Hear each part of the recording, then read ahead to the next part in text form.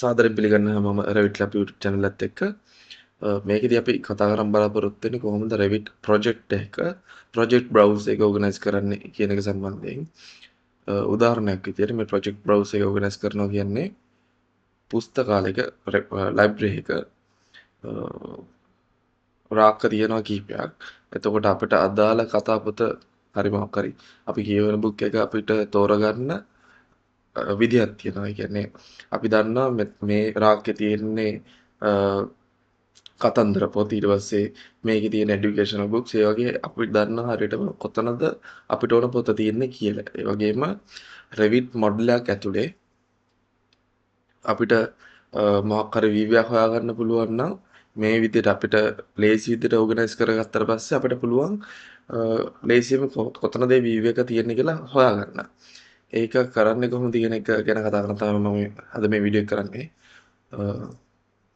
අපි ප්‍රොජෙක්ට් එකට යමු. මේක මම දැන් 2024 ඕපන් කරගෙන තියෙනවා. ඒකේ ඩිෆෝල්ට් view එක.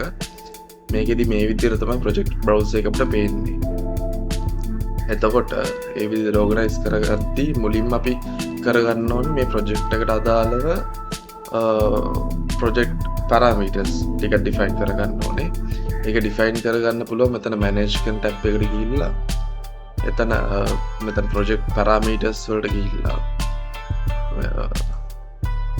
ඊට පස්සේ මෙතන අපි අලුත් parameters කීපයක් හදාගන්නවා. අපි එකක් හදාගමු මේ Revit එකට Revit එකේ අපිට ඕන view එක දාගන්න ඕන parameters. ඒ කියන්නේ මේ parameters වලින් වෙන්නේ දැන් libraries කීපයක් තියෙනවා. එතකොට මුල් parameter එකට දාගන්න ඕනේ අපි මොන library එකේද තියෙන්නේ අපිට ඕන පොත. ඊට පස්සේ ඊළඟ parameter එකේදී sort කරනවා ඒ library එක ඇතුලේ මොන පොත් රාක්කද අපිට ඕන පොත තියෙන්නේ කියලා. අන්න ඒ විදිහට තමයි අපි parameters හදාගන්න ඕනේ. එතකොට උදාහරණයක් විදිහට මම මෙතන මුල්ම එක හදාගන්නම් WIP කියලා ගාලා ඉගෙන work in progress කියලා දාගන්න. එතකොට ඒ parameter එක අපි text එකක් විදිහට තියාගන්නේ. ඊට පස්සේ අපිට ඕනේ මොන element එක, ඒ කියන්නේ views sheet ඒ වගේ මොන element එක ක්ලික් කරාට පස්සේද ඒ parameter එක පේන්න ඕනේ කියලා තමයි මේ දකුණු පැත්තකින් අපි select කරගන්න ඕනේ. මෙතනට අපි දාගන්න views සහ sheet. ඊළඟ මේක ඕකේ කරනවා. ඊට පස්සේ අපි තව එකක් හදාගමු. මම උදාහරණයක් විදිහට මේක ආකිටෙක්චර් කියලා හදන්නම්. ආකිටෙක්චර් එකත් ඒ විදිහටම views sheet කියලා දාගන්නවා. ඒකත් text එකක් විදිහට දාගමු. දාගෙන මේක ඕකේ දෙන්න. දාලා මේකත් ඕකේ දෙන්න. ඊට පස්සේ අපි යන්න ඕනේ මෙතන views discipline කියන එක right click කරලා මෙතන browse organization කියන එකට. ඒකට ගිහිල්ලා අපි අලුත් browse organization එක හදාගන්නවා. මම මෙතන දෙන්නම් Revit Lab කියලා. මට channel එකේ නම ඒක ඕකේ කරගන්නවා. ඊට පස්සේ අපි ඊළඟට හදාගන්න ඕනේ අර අපේ දාන පිළිවෙල group and sorting වලට ගිහිල්ලා මුලින්ම මොන පුස්තකාලද, ඒ කියන්නේ මොන libraries කීපයක් තියෙනවා, මොන library කීයද, ඒ විදිහට මුල්ම category එක මම මෙතන දාගත්තේ work in progress කියලා. එතකොට මුල්ම එක work in progress කියලා දාගන්නවා. ඊට පස්සේ ඒ work in progress එක ඇතුලේ මොන category එකද, ඒ කියන්නේ ඒ පුස්තකාලය ඇතුලේ මොන රාක්කද, අන්න ඒ වගේ දෙයක් තමයි මෙතන. ඊළඟට මෙතන දාගන්න අපි ඊළඟට දාගත්ත parameter එක architecture හදලා මෙතන අපි ඕකේ දෙනවා. ඕකේ දීලා මෙතන Revit Lab කියලා අපි හදාගත්ත organization එක apply කරලා ඕකේ දෙනවා. එතකොට මේකේ default ආපු views ඔක්කොම ටික අපිට මේ වගේ ප්‍රශ්නාර්ථ ලකුණක් ඇතුළට වටනවා.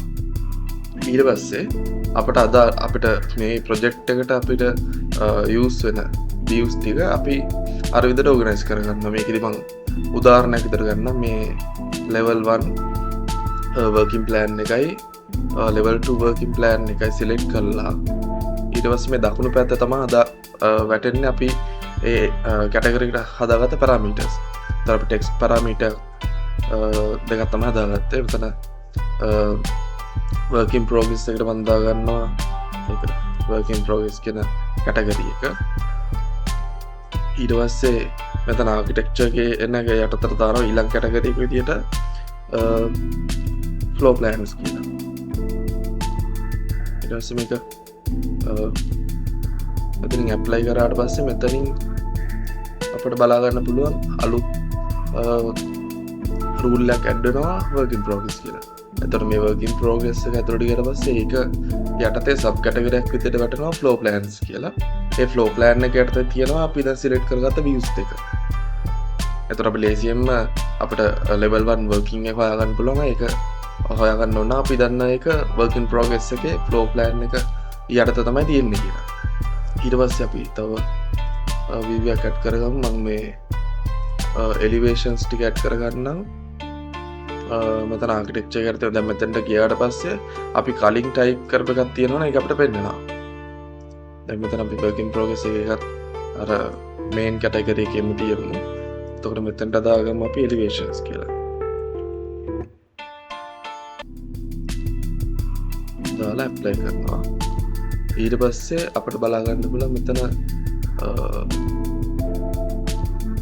work in progress එක යටතේ කියන main category එක යටතේ sub categories දෙකක් තියෙනවා elevations floor plans කියලා. එතකොට මේ floor plans කියන අපි කලින් දාගත්ත දෙක elevations යටතට අර තිබ්බ elevations ටික වැටලා තියෙනවා. ওই විදිහට අපිට තියෙන project එක අපිට කැමති විදිහට අපිට පහසු විදිහට customize කරගන්න පුළුවන්.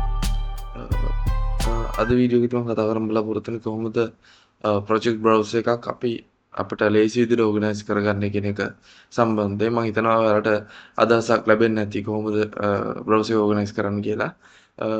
මේ වගේ තවත් වීඩියෝ එකකින් හම්බෙමු.